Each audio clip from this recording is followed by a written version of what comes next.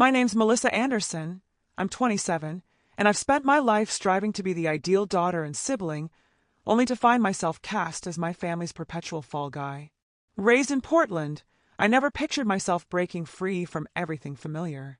But a family gathering last spring turned my world upside down. Their furious glares, accusing fingers, and those crushing words still linger. "You've destroyed our lives, leave." So I did. I walked away silently, cutting all ties. The 50-plus missed calls a month later, that's when things got compelling. If you're watching, leave a comment with your location, hit like, and subscribe for more stories about finding resilience in tough times. My earliest family memories were laced with small moments of blame that seemed harmless at first. I grew up in a modest two-story suburban Portland home with my parents, Richard and Karen Anderson, my older brother Tyler, and younger sister Rachel. To outsiders, we likely appeared the quintessential American family. Dad managed a thriving furniture store, Mom worked part-time at a dental office, and we kids were always busy with activities. But inside, a pattern took root early. At 5, when Tyler broke Mom's cherished crystal vase while playing with Rachel, he pointed at me, saying, "Melissa did it," though I was coloring in the kitchen. My parents believed him. That was my first taste of the hollow sting of undeserved blame. As years passed, the pattern deepened. If grades dropped, it was because Melissa's music was too distracting. If the family budget tightened, my dance classes were blamed, despite Tyler's football gear costing more. When Dad had a rough day at work, I learned to disappear, as anything I did could spark his anger. "Why do you always make it about you?" became Mom's go-to line when I tried to speak up. The pain built, but I buried it, determined to earn my place. I dove into school, thinking success might shift their view. By high school, I had a 4.0 GPA, was class president, and volunteered regularly.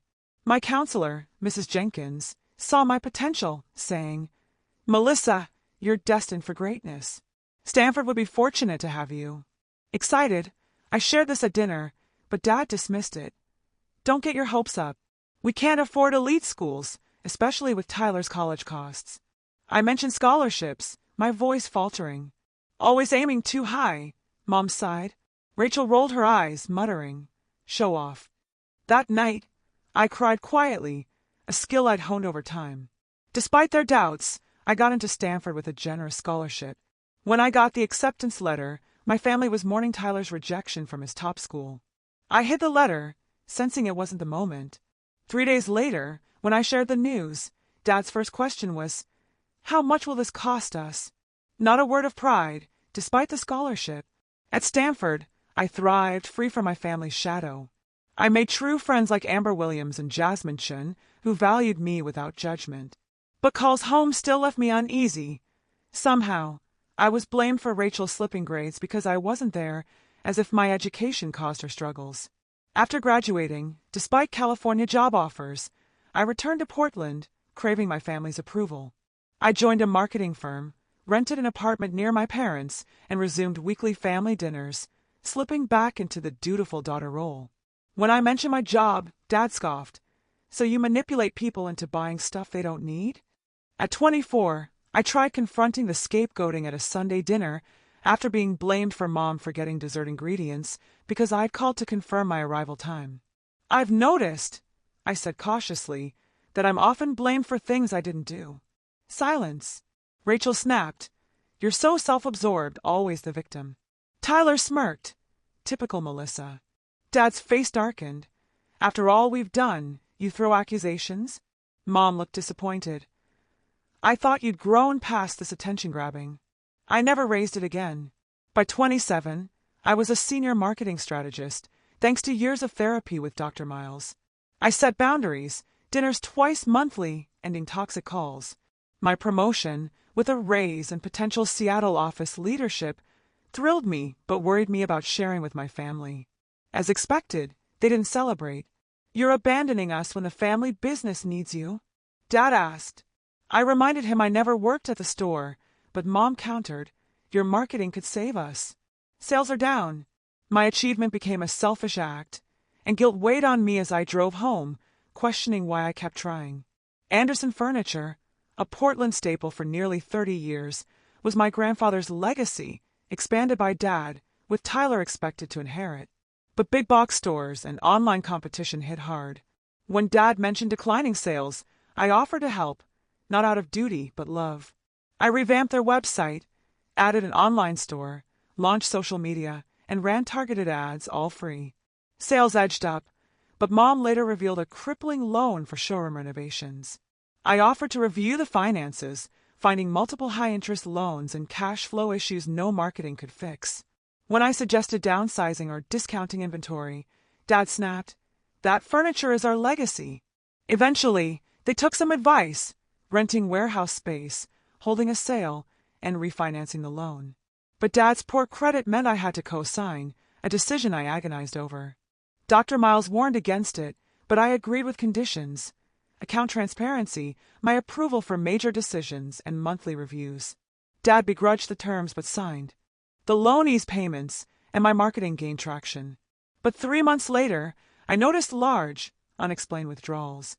Dad brushed it off as owner draws, but $4,000 in a week was excessive. Mom deflected, and I backed off, conditioned to avoid conflict. Then Mom called.